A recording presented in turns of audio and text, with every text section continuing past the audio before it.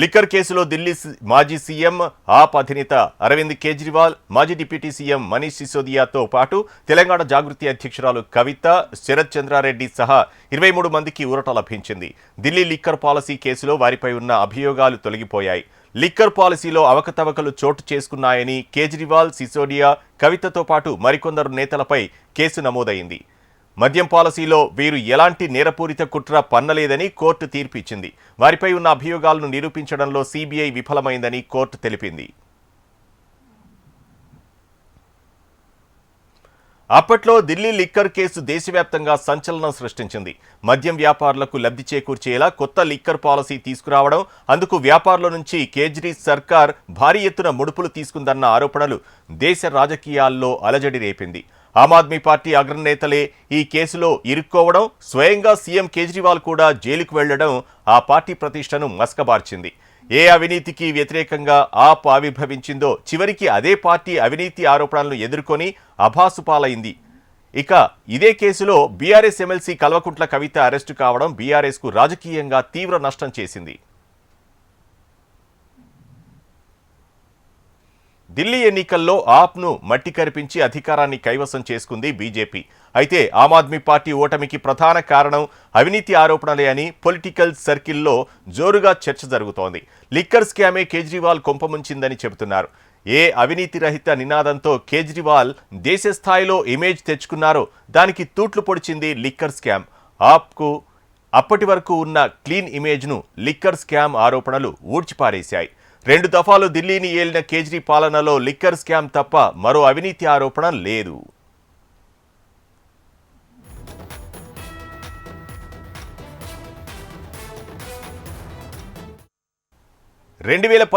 Delhi assembly ఎన్నికల్లో ఆమ్ ఆద్మీ పార్టీకి 67 స్థానాలు వచ్చాయి. 2020లో జరిగిన ఢిల్లీ అసెంబ్లీ ఎన్నికల్లో 62 అసెంబ్లీ స్థానాలు ఆప్నకు వచ్చాయి. కానీ గతేడాది జరిగిన ఎన్నికల్లో ఆప్ బోల్తా కొట్టింది. లిక్కర్ స్కామ్ ఎఫెక్ట్తో కేవలం ఆమ్ ఆద్మీ పార్టీ అధికారానికి దూరం కావడమే కాదు, ఆ కేసుతో లింకులున్న ముఖ్య నేతలు కనీసం ఎమ్మెల్యేగా కూడా గెలవలేకపోయారు. ఈ కేసులో జైలుకెళ్లిన అరవింద్ కేజ్రీవాల్, సిసోదియా వంటి నెంబర్ 1, నెంబర్ 2 లీడర్ల ఇంటిబాట పట్టారు. లిక్కర్ కేసు ఏ మేరకు వారిపై ఎఫెక్ట్ చూపించిందో దీన్ని బట్టి అర్థం చేసుకోవచ్చు.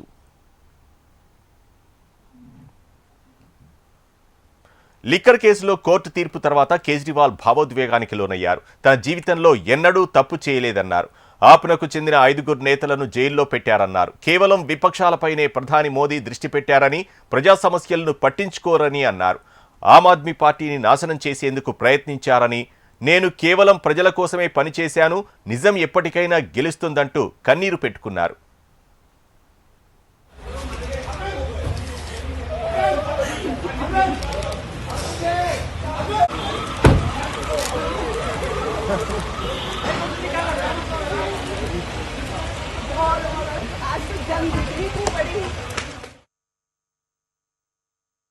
आज कोर्ट ने सारे आरोप खारिज कर दिए और जितने भी एक्यूज्ड थे सबको डिस्चार्ज कर दिया। हम हमेशा कहते थे सत्य की जीत होती है। हमें भारतीय न्याय प्रणाली पे भरोसा है। मुंह पे जा रहे हैं सर के माइक नीचे। मैं जज साहब का बहुत बहुत शुक्रिया अदा करता हूँ जिन्होंने हमारे साथ न्याय किया, सत्य की जीत हुई। हमेशा कहता था कि भगवान हमारे साथ है। मोदी जी ने और अमित शाह जी ने मिल के एक आईडी है ऑलरेडी, सबसे बड़ा राजनीतिक षड्यंत्र रचा। भैया पकड़ना जरा सा ये प्लीज। आम आदमी पार्टी को खत्म करने के लिए आम आदमी पार्टी के सबसे बड़े 5 नेताओं को जेल में डाल दिया। यहाँ तक कि सिटिंग चीफ मिनिस्टर जो आज तक हमारे उप मुख्यमंत्री मनीष सिसोदिया जी, उनको लगभग 2 साल तक जेल में रखा गया। पूरा का पूरा फर्जी केस था। हमारे ऊपर कीचड़ फेंका गया। 24 घंटे टीवी चैनलों के ऊपर डिबेट चलते थे, खबरें दिखाई जाती थी केजरीवाल भ्रष्ट है, केजरीवाल भ्रष्ट है।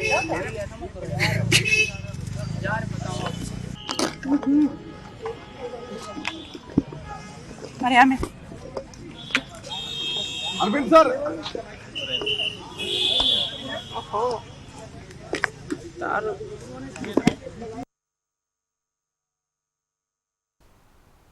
ఢిల్లీ లిక్కర్ కేసులో కవితకు క్లీన్ చిట్ రావడంపై బీఆర్ఎస్ వర్కింగ్ ప్రెసిడెంట్ కేటీఆర్ స్పందించారు. లిక్కర్ కేసుతో బీఆర్ఎస్ రాజకీయంగా నష్టపోయిందని అన్నారు. ఆ తర్వాత జరిగిన అసెంబ్లీ, పార్లమెంట్ ఎన్నికల్లో బీఆర్ఎస్కు నష్టం జరిగిందని గుర్తు చేశారు. కవితకు ఇవాళ న్యాయస్థానంలో న్యాయం జరిగిందని, అదే తరహాలో బీఆర్ఎస్ నాయకులపై నమోదైన ప్రతి కేసులు కూడా తప్పుడు రాజకీయ ప్రేరేపిత కేసులేనని తెలిపారన్నారు. నిజం గెలవనంత వరకు కాంగ్రెస్, బీజేపీ నుంచి ఆరోపణలు వస్తూనే ఉంటాయని అన్నారు. దురదృష్టవశాత్తు ఆరోపణలే సాక్ష్యాలవుతున్నాయని, చివరికి న్యాయమే గెలుస్తుందని ఎక్స్ వేదికగా కేటీఆర్ స్పందించారు. బీఆర్ఎస్ ఓడిపోవడానికి లిక్కర్ కేసు కారణమని కేటీఆర్ చేసిన ట్వీట్పై కవిత స్పందించారు. తనపై కేసు పెట్టింది పార్టీ కోసం కాదా అని ప్రశ్నించారు. తప్పు తేలకుండానే తన వ్యక్తిత్వ హననం చేశారని మండిపడ్డారు. తనపై కేసు పెట్టి తప్పుడు ప్రచారం చేసినప్పుడు పార్టీ ఎందుకు మాట్లాడలేదని ప్రశ్నించారు. ఓటమిపై తనపై రుద్దాలని చూస్తే ప్రజలు ఊరుకోరని ఆమె అన్నారు. కేటీఆర్ ఏం మాట్లాడినా చెల్లుతుందని భ్రమపడుతున్నారని కవిత అన్నారు. తప్పు చేయకపోయినా ఏడాదిగా మానసిక క్షోభ అనుభవించానని కవిత భావోద్వేగమయ్యారు. మరో 2 నెలల్లోనే కొత్త పార్టీ పెట్టబోతున్నానని ప్రకటించారు. బీఆర్ఎస్, బీజేపీలు రెండూ ఒక్కటేనని కవిత విమర్శించారు. ఇవాళ కేసు తీర్పు వచ్చినప్పటికి కూడా మా కార్యకర్తలతో సంబరాలు చేసుకొని మళ్ళీ మా పని మీద మేము రావడం జరిగింది. రైతన్నల విషయాలు అనేకం రైతు కమిషన్కి వివరించడం జరిగింది. మరి వివరించి బయటకు వస్తున్నటువంటి సందర్భంలో కేటీఆర్ అన్నగారి ట్వీట్ని నేను చూడడం జరిగింది. అందులో వారు మరి ఒక పక్క కంగ్రాచులేషన్స్ చెప్తూనే ఇంకొక పక్క మా ప్రభుత్వం పడిపోవడానికి ఈ కేసే కారణం అన్నట్టుగా అర్థం వచ్చేలాగా వారు ట్వీట్ చేయడం జరిగింది. ఇవాళ నేను పొద్దున్నుండి బీఆర్ఎస్ పార్టీ సోషల్ మీడియా ఏదైతే అనేక రకాలైనటువంటి కమెంట్స్ చేస్తూ ఉన్నారో, ఏదైతే మొత్తం బీఆర్ఎస్ పార్టీ ఇక్కడ రాష్ట్రంలో ఓడిపోవడానికి ఈ కేసే కారణమని ఒక ట్విస్ట్ ఇచ్చే ప్రయత్నం చేస్తూ ఉన్నారో, వాళ్ళందరినీ కేటీఆర్ రామారావు గారిని సూటిగా నేను ఒక ప్రశ్న అడుగుతా ఉన్నా. నా మీద కేసు పెట్టింది ఎందుకోసం? పార్టీ కోసం కాదా? ఈ మాట కేసీఆర్ గారు చెప్పలేదా?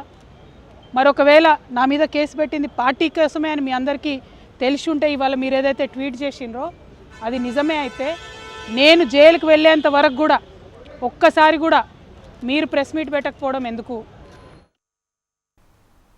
సీఎం రేవంత్ పై కేంద్ర మంత్రి బండి సంజయ్ ఫైర్ అయ్యారు. రైతు భరోసా నిధులు ఎందుకు విడుదల చేయడం లేదని ప్రశ్నించారు. ముఖ్యమంత్రి నోటి నుండి మాట వస్తే అది శాసనం, కానీ ఆయన అన్ని అబద్ధాలే చెబుతారని అన్నారు. మిర్యాలగూడ సభలో రైతు భరోసా వేస్తామని చెప్పి కేబినెట్లో ఎందుకు చర్చించలేదని ప్రశ్నించారు. రైతు భరోసా నిధులు వెంటనే విడుదల చేయకపోతే కిసాన్ మోర్చా ఆధ్వర్యంలో పెద్ద ఎత్తున ఉద్యమిస్తామని తెలిపారు. రాష్ట్ర ముఖ్యమంత్రి గారే మున్సిపల్ ఎన్నికల తర్వాత మీ అకౌంట్లో పైసలు పడుతుంది, 9,000 కోట్ల రూపాయలు రెడీ ఉన్నాయి అన్నాడు. వాళ్ళు ఆల్రెడీ పంటలు వేసుకున్నారు, ప్రజలు ఎదురు చూస్తున్నారు. ఎవి నీ పైసలు ఎవి ఎప్పుడు వేస్తారు? ఇప్పుడు మొట్టమొదటిసారి ఏం చేసిండు? 15,000 రూపాయలు రైతు భరోసా ఇస్తాడు. మొదటి విడత ఏనేయలే, తప్పించుకొని ఏం చేసిండు? రెండో విడత వేసిండు, మళ్ళీ వేస్తున్నాడు. ఇక మళ్ళీ ఇప్పుడు ఎప్పుడు వేస్తారంటే ఇప్పుడు ఏరియా రైతుల కష్టాలు, రైతులకు అవసరం పడాలి, రైతుల అవసరానికి సహాయం చేయాలని చెప్పి రాష్ట్ర ముఖ్యమంత్రి గారికి ఉండదు. వాళ్ళ ఆలోచనల్లో ఎన్నికల ప్రశ్నలో వేయాలి, ఓట్లు తీసుకోవాలి. ఈ 2 విడతలు కలిపి 20,000 కోట్ల రూపాయలు కేటాయించాలి బడ్జెట్. ఇక నెక్స్ట్ రెడీ ఉన్నది. నాకు తెలిసి 3 విడతలు ఇప్పుడు ఇవ్వాల్సిందే. ఇక 3 విడతలు వచ్చి 27,000 కోట్ల రూపాయలు ఇవ్వాలి, ఇస్తారు. తెలంగాణ సెక్రటేరియట్లో సీఎం రేవంత్ రెడ్డితో మావోయిస్టు అగ్రనేతలు సమావేశమయ్యారు. గంటన్నర పాటు సీఎం రేవంత్తో మావోయిస్టులు భేటీ అయి పలు కీలక అంశాలపై చర్చించారు. చట్ట పరిధిలోని ఏ కార్యాచరణ అయినా స్వాగతించబడుతుందని రేవంత్ చెప్పారు. చట్టాలు ఉల్లంఘిస్తే చట్టం తన పని తాను చేసుకుంటూ పోతుందని స్పష్టం చేశారు. లొంగుబాట్ల అంశంపై అసెంబ్లీలో ప్రకటన చేస్తానని వెల్లడించారు. తాము ఫ్యూచర్లో ప్రజాస్వామ్య పద్ధతుల్లో రాజకీయ ప్రయాణం చేయబోతున్నట్లు మావోయిస్టులు సీఎంకి వివరించారు. ప్రజా సమస్యల పరిష్కారం కోసం ప్రత్యక్ష రాజకీయాల్లోకి వచ్చే అవకాశం ఉన్నట్లు వారు సంకేతాలు ఇచ్చారు. పునరావాసం, భద్రత, లొంగిపోయిన వారికి ప్రభుత్వం ప్రకటించిన ప్యాకేజీలు, వారి కుటుంబాలకు కల్పించాల్సిన సేఫ్టీపై సీఎంతో చర్చలు జరిపారు. ఈ సమావేశానికి ప్రభుత్వ సలహాదారు, ఉన్నతాధికారులు హాజరయ్యారు. సీఎం రేవంత్ రెడ్డితో సమావేశం సంతృప్తికరంగా ఉందని దేవ్జీ అన్నారు. సమాజంలోని పరిష్కారం కాని చాలా అంశాలపై చర్చించామని అన్నారు. తాము ప్రతిపాదించిన అంశాలను సీఎం రేవంత్ బాగా రిసీవ్ చేసుకున్నారని ఆయన అన్నారు. దేశవ్యాప్తంగా జైళ్లలో మగ్గుతున్న మావోయిస్టులను కలుస్తామని, ప్రజాస్వామ్యయుతంగా ప్రజల పక్షాన నిలబడతామని దేవ్జీ అన్నారు.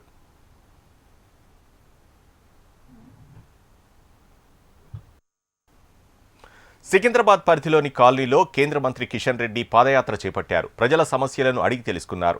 ఎండాకాలం సమీపిస్తుండటంతో తాగునీటి సమస్యపై ఆందోళన వ్యక్తం చేశారు.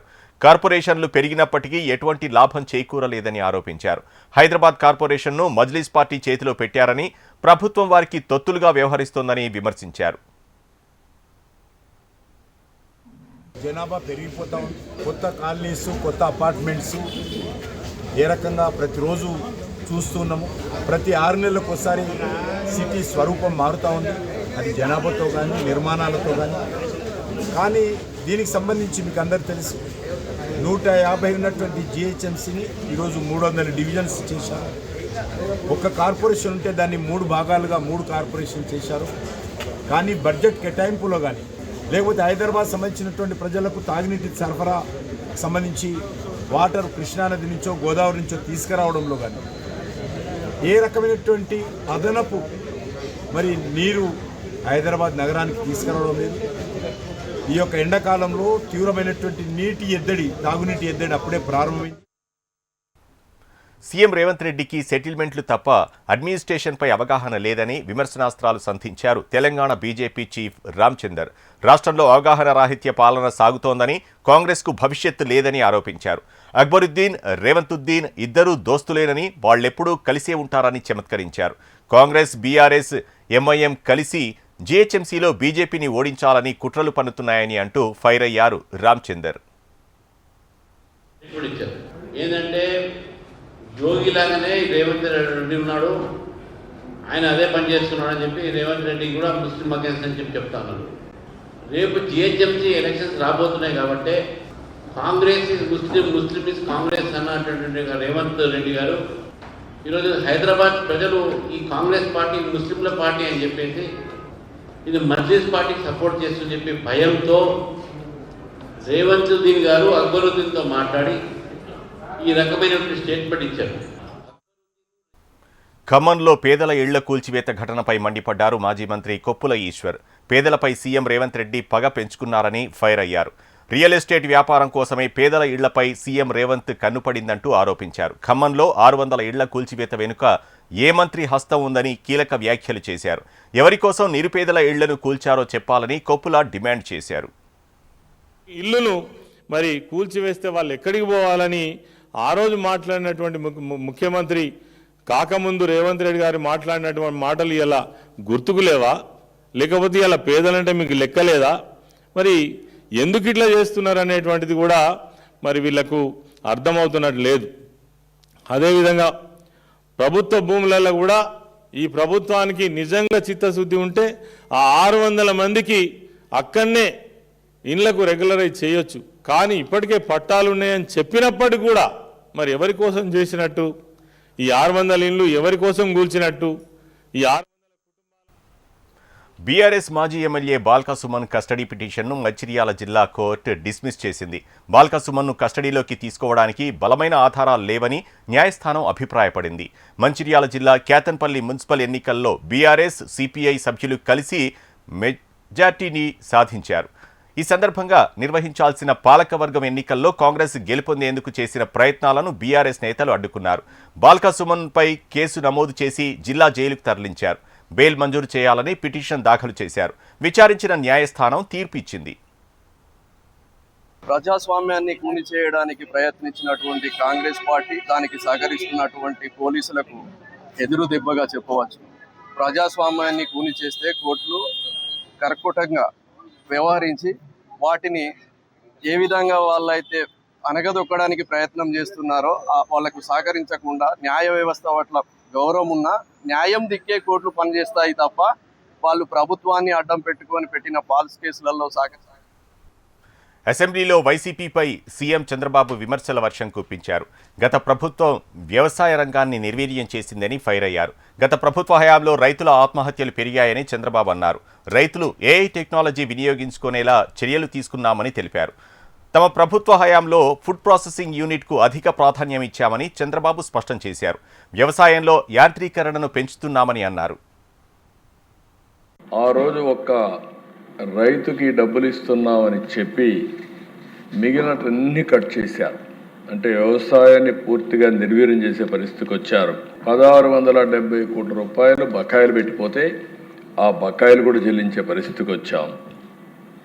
వీళ్ళు రైతులు ఆత్మహత్యలు ఎక్కువ జరిగే ఆ కాలంలో వాళ్ళు బకాయిలు పెట్టిపోతే 5,67,00,000 ఈ ప్రభుత్వం వస్తారు, అది కూడా పే చేశాం. ఈరోజు నేను ఒకటే చెప్పాను, ఆత్మహత్యలు జరగడానికి వీలు లేదు, రైతు అధైర్యపడడానికి వీలు లేదు, రైతుకు అండగా ఉంటాం. ఊబరైజేషన్ తీసుకొస్తున్నాం. ఎక్కడ అవసరమైతే అక్కడంతా కూడా ఈ యొక్క యాంత్రీకరణ కోసం పెద్ద ఎత్తున పోవడం, టెక్నాలజీ నాలెడ్జ్ ఈ రెండు కూడా తీసుకొని ఏఐ కానీ ఇలాంటి అనేక లేటెస్ట్ టెక్నాలజీస్ అన్నీ కూడా తీసుకుంటున్నాం.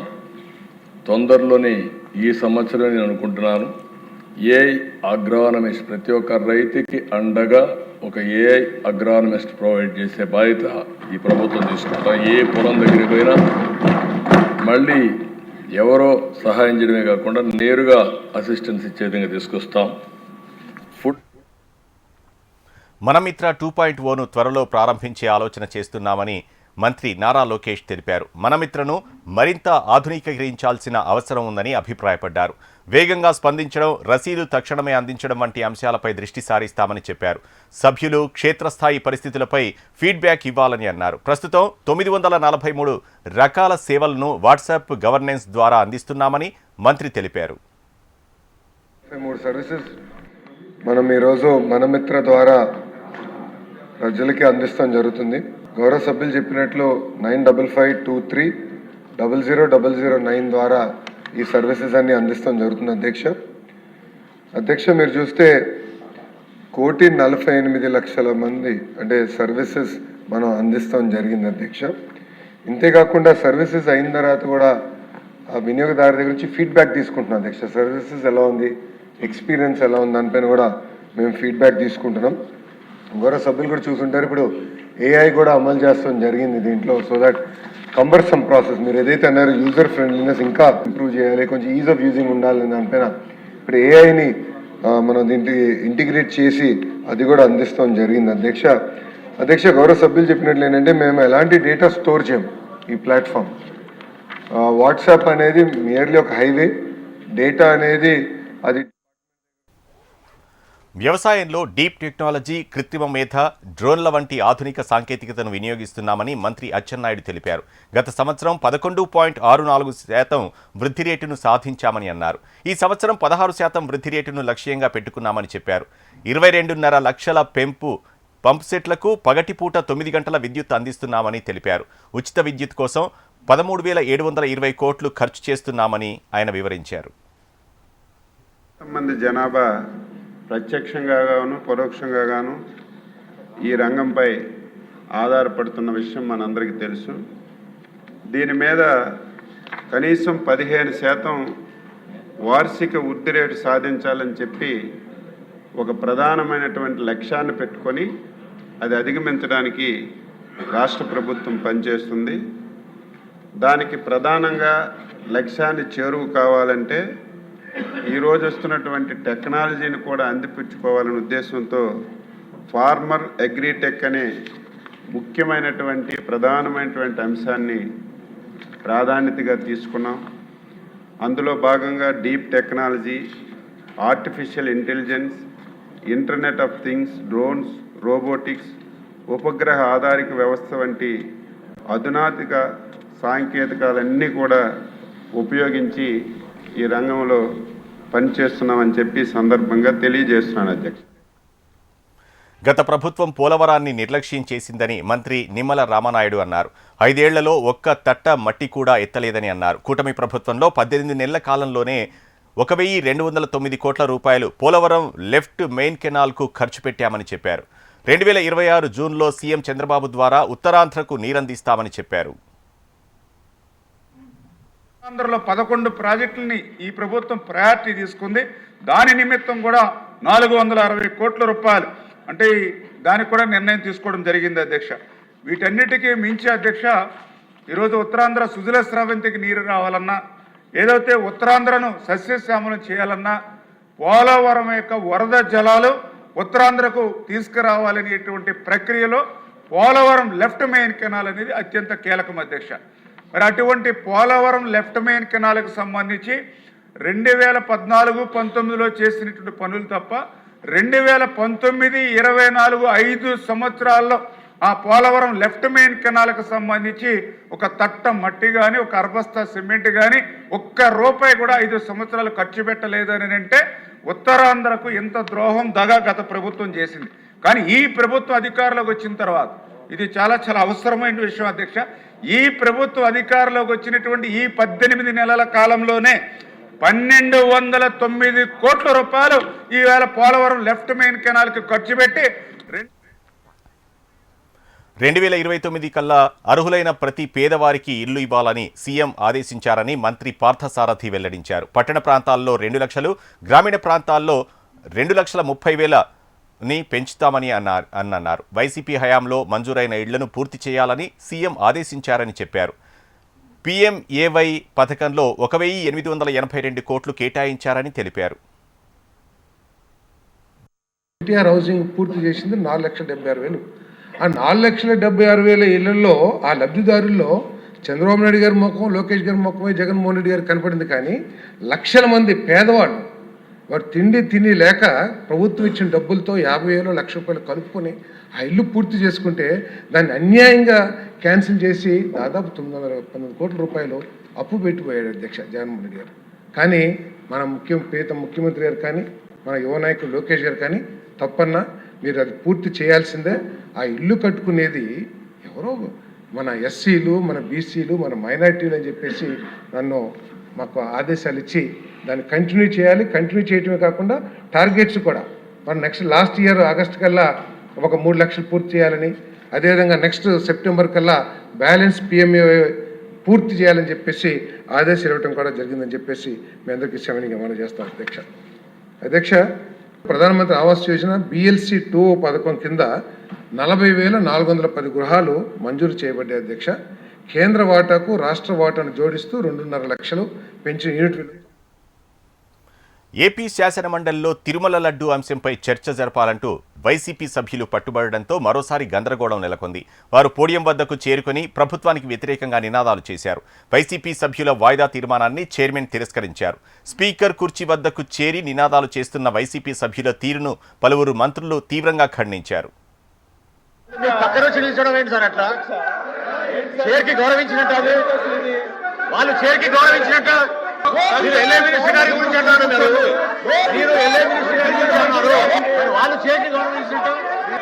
ఆంధ్రప్రదేశ్ సామాజిక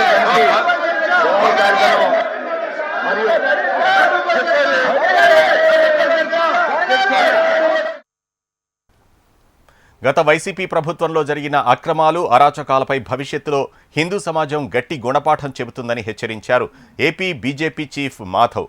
కల్తీ లడ్డు వ్యవహారంలో అంతిమ దోషులు ఎవరన్నది తేల్చాలని ఆయన డిమాండ్ చేశారు. అలాగే పరకామణి చోరీ, సేవా టికెట్ల విక్రయాల్లో అక్రమాలకు పాల్పడిన నిందితులను శిక్షించాలని, భవిష్యత్తులో ఇలాంటివి జరగకుండా చర్యలు చేపట్టాలని కోరారు మాధవ్. దీని కాదు మిగతా అనేక రకాల విషయాలు కేవలం విశ్వాసాన్ని అలాగే నమ్మకాన్ని సన్నగిల్లే విధంగా ఒక పెద్ద ప్రయత్నం, పెద్ద కుట్ర గత 5 సంవత్సరాల క్రితం జరిగింది. 5 సంవత్సరాలు జరిగిన ఒక్కొక్క అంశాన్ని తప్పనిసరిగా మనం తేటతెల్లం చేయాలి, బయటకు తీసుకురావాలి, దోషులు శిక్షించాలి. సుమారు 186 దేవాలయాలపై దాడులు జరిగాయి. వాటిలో ఎవరు, దాని యొక్క కర్తలు, కర్మ, దాని వెనక ఉన్న హస్తం ఏంటి, ఎందుకు చేశారు, వాళ్ళ ఉద్దేశం ఏంటి, తప్పనిసరిగా బయటపడాలి. వాళ్ళందరినీ కూడా శిక్షించాలి అని కోరుకుంటున్నాం.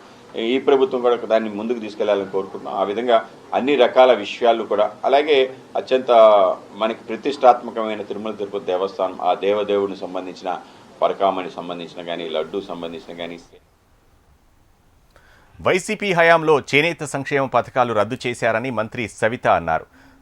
థ్రిఫ్ట్ నిధులు కూడా నిలిపివేశారని అన్నారు. ప్రస్తుతం 50 ఏళ్లు దాటిన చేనేత కార్మికులందరికీ నెలకు 4,000 పెన్షన్ అందిస్తున్నామని తెలిపారు. 93,000 మంది చేనేత కార్మికులు పెన్షన్ పొందుతున్నారని చెప్పారు. పవర్లూమ్, హ్యాండ్లూమ్లకు ఉచిత విద్యుత్ అందిస్తున్నామని చెప్పారు. వడ్డీ భారం తగ్గించేందుకు పావలా వడ్డీకే రుణాలు అందిస్తున్నామని తెలిపారు. 1924లో అన్ని స్కీములు రద్దు చేయడం జరిగింది. మరి సభ్యులు కోరినట్లుగానే గతంలో కూడా మనం 14-19లో థ్రిఫ్ట్ ఫండ్ ఇచ్చాం. మళ్ళీ కూడా ఇప్పుడు దాన్ని అమలు పరుస్తున్నామన్న విషయాన్ని కూడా మీకు తెలియజేస్తున్నాం అధ్యక్ష. అంతేకాకుండా మరి సోదరులు అడిగినట్లుగా చేనేత కార్మికుల కోసం ఎన్టీఆర్ పెన్షన్ భరోసా ఎంత ఇస్తున్నారు అని అడిగారు అధ్యక్ష. మరి 3000 ఉన్న పెన్షన్ని అంటే 50 సంవత్సరాలు దాటిన వారందరికీ చేనేత కార్మికులకు 4000 పెన్షన్ అందజేస్తున్నాం అధ్యక్ష. సుమారుగా 93,000 మందికి మనము పెన్షన్ అందజేస్తూ మరి ఏపీ శాసన మండలిలో రాయలసీమ ఎత్తిపోతల పథకంపై వైసీపీ ఎమ్మెల్సీల ప్రశ్నలకు సమాధానం ఇవ్వకుండా కూటమి సభ్యులు తప్పించుకున్నారని అన్నారు వైసీపీ మాజీ ఎమ్మెల్యే ఎస్వి మోహన్ రెడ్డి. రాయలసీమ ఎత్తిపోతల పథకాన్ని తాను అడిగితే చంద్రబాబు నిలిపివేశారని తెలంగాణ అసెంబ్లీలో సీఎం రేవంత్ రెడ్డి స్వయంగా ప్రకటన చేశారన్నారు. మరి దీనిపై ఏపీ అసెంబ్లీలో చంద్రబాబు ఎందుకు స్పందించడం లేదని ప్రశ్నించారు. సీఎం రేవంత్ చెప్పింది నిజమా అబద్ధమా చంద్రబాబు చెప్పాలని డిమాండ్ చేశారు. రాయలసీమకు రావాల్సిన 20 టీఎంసీల నీటి అంశంపై చంద్రబాబు ఎందుకు మౌనం వహిస్తున్నారని విమర్శించారు. రాయలసీమ ఎత్తిపోతల పథకాన్ని నిలిపివేయడం సీమ రైతులకు తీరని అన్యాయం చేయడమేనని మండిపడ్డారు మోహన్ రెడ్డి. జైసల్మేర్ ఎయిర్ ఫోర్స్ స్టేషన్లో స్వదేశీ పరిజ్ఞానంతో అభివృద్ధి చేసిన లైట్ కంబాట్ హెలికాప్టర్ ప్రచంద్లో రాష్ట్రపతి ద్రౌపది ముర్ము విహారయాత్ర చేశారు. సుమారు 25 నిమిషాల పాటు విహారయాత్ర కొనసాగింది. కార్యాచరణ ప్రదర్శనలో భాగంగా నియమించబడిన ట్యాంక్ లక్ష్యంపై దాడి చేశాయి. సందర్శకుల పుస్తకంలో ముర్ము తన అనుభవాన్ని నమోదు చేశారు. లైట్ కంబాట్ హెలికాప్టర్ ప్రచంద్లో విహరించడం వల్ల దేశ రక్షణ సామర్థ్యాలను తనకు కొత్త గర్వం కలిగించిందని అన్నారు. ఈ మిషన్ను విజయవంతంగా నిర్వహించినందుకు భారత వైమానిక దళ స్టేషన్ జైసల్మేర్లోని మొత్తం బృందాన్ని ఆమె అభినందించారు.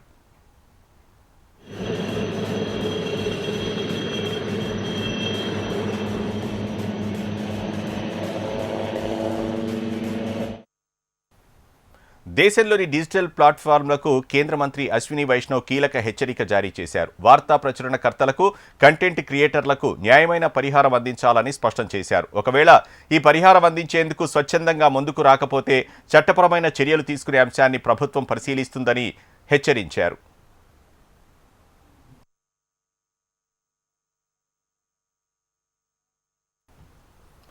పశ్చిమ బెంగాల్లోని కోల్కతాలో భూకంపం సంభవించింది. మధ్యాహ్నం కోల్కతాలో ప్రకంపనలు రావడంతో ప్రజలు భయాందోళనకు గురయ్యారు. ఉదయం బంగ్లాదేశ్లో 5.4 తీవ్రతతో భూకంపం వచ్చింది. దీని ప్రభావంతో కోల్కతా పరిసర ప్రాంతాల్లో ప్రకంపనలు చోటు చేసుకున్నాయి. దీంతో ఆఫీసులు, భవనాల నుంచి ప్రజలు బయటకు పరుగులు తీశారు. భూకంప తీవ్రత రిక్టర్ స్కేల్పై 5గా నమోదైంది. భూకంప కేంద్ర నగరం నుంచి 8 కిలోమీటర్ల దూరంలో ఉన్నట్లు అధికారులు గుర్తించారు. అసెంబ్లీ ఎన్నికలకు ముందు తమిళనాడు రాజకీయాల్లో కీలక పరిణామం చోటు చేసుకుంది. ఆ రాష్ట్ర మాజీ ముఖ్యమంత్రి అన్నాడీఎంకే బహిష్కృత నేత పన్నీర్ సెల్వం అధికార డీఎంకే పార్టీలో చేరారు. సీఎం స్టాలిన్ సెల్వంకు కండువా కప్పి పార్టీలోకి ఆహ్వానించారు. చెన్నైలోని పార్టీ కార్యాలయంలో స్టాలిన్ సమక్షంలో సెల్వం, ఆయన కుమారుడు మాజీ ఎంపీ రవీంద్రనాథ్తో పాటు ఎమ్మెల్యే అయ్యప్పన్ తదితరులు కూడా డీఎంకే కండువా కప్పుకున్నారు. కేరళ స్టోరీ 2 సినిమాకు హైకోర్టులో ఊరట లభించింది. సినిమా రిలీజ్ స్టేను కేరళ హైకోర్టు తొలగించింది. సింగిల్ బెంచ్ ఇచ్చిన ఉత్తర్వులను సవాల్ చేస్తూ చిత్ర బృందం డివిజన్ బెంచ్ను ఆశ్రయించింది. ఇరు వర్గాలు వాదనలు విన్న న్యాయస్థానం సింగిల్ బెంచ్ ఇచ్చిన స్టేను ఎత్తివేసింది. దీంతో ది కేరళ స్టోరీ 2 తదుపరి కథ మూవీకి విడుదలకు ఉన్న అడ్డంకి తొలగినట్లయింది. అమెరికా యూనివర్సిటీల్లో భారతీయ విద్యార్థుల నమోదు ఇటీవల తగ్గినట్లు తాజా నివేదిక తెలిపింది. అంతకుముందు ఏడాదితో పోలిస్తే ఆగస్టు 2025లో ఈ సంఖ్య 45% తగ్గినట్లు గ్రాడ్యుయేట్ మేనేజ్మెంట్ అడ్మిషన్ కౌన్సిల్ తాజాగా తెలిపింది. అంతర్జాతీయ దరఖాస్తులు ఐరోపా, ఆసియా దేశాల్లో పెరగ్గా అమెరికా, కెనడా, యూకేకు తగ్గినట్లు ఈ నివేదిక చెప్పింది.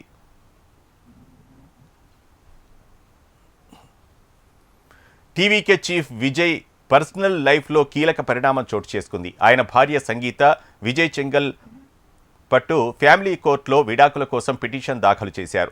ఈ వ్యవహారం తమిళనాడు రాజకీయ, సినీ వర్గాల్లో తీవ్ర చర్చనీయాంశంగా మారింది. వివాహ జీవితం సజావుగా కొనసాగడం లేదని, వ్యక్తిగత కారణాలతో ఈ నిర్ణయం తీసుకున్నట్లు ఆమె పిటిషన్లో తెలిపింది. ఈ పిటిషన్ను స్వీకరించిన న్యాయస్థానం ఏప్రిల్ 20న కోర్టుకు హాజరు కావాలని విజయ్కి నోటీసులు జారీ చేసింది. విజయ్ సంగీత వివాహం 1999లో జరిగింది. సంగీత లండన్కు చెందిన తమిళ కుటుంబానికి చెందినవారు. విజయ్ నటుడిగా ఎదుగుతున్న సమయంలో ఆయన అభిమానిగా సంగీత పరిచయం అయ్యారు. ఆ పరిచయం ప్రేమగా మారింది. కుటుంబ సభ్యుల సమ్మతితో వీరిద్దరూ పెళ్లి చేసుకున్నారు. ఈ దంపతులకు 2 పిల్లలున్నారు. కొన్నేళ్లుగా వీరిద్దరూ వేర్వేరుగా జీవిస్తున్నారని సినీ వర్గాల్లో ప్రచారం ఉంది. విజయ్ రాజకీయాల్లోకి ప్రవేశించిన తర్వాత వ్యక్తిగత జీవితంలో మార్పులొచ్చాయని కొందరు విశ్లేషిస్తున్నారు. ఈ నేపథ్యంలో ఇద్దరి మధ్య విభేదాలు మరింత పెరిగినట్లు తెలుస్తోంది. ఇప్పుడు సంగీత విడాకులు కోరుతూ పిటిషన్ వేయడంతో ఈ వ్యవహారం హాట్ టాపిక్గా మారింది. దేశీయ స్టాక్ మార్కెట్లు భారీ నష్టాల్లో ముగిశాయి. సెన్సెక్స్ 918 పాయింట్లు నష్టపోయి 81,287 దగ్గర స్థిరపడింది. 318 పాయింట్లు నష్టపోయి 25,178 దగ్గర నిఫ్టీ ముగిసింది. ఇవి బులెటిన్ అప్డేట్స్. చూస్తూనే ఉండండి HM టీవీ.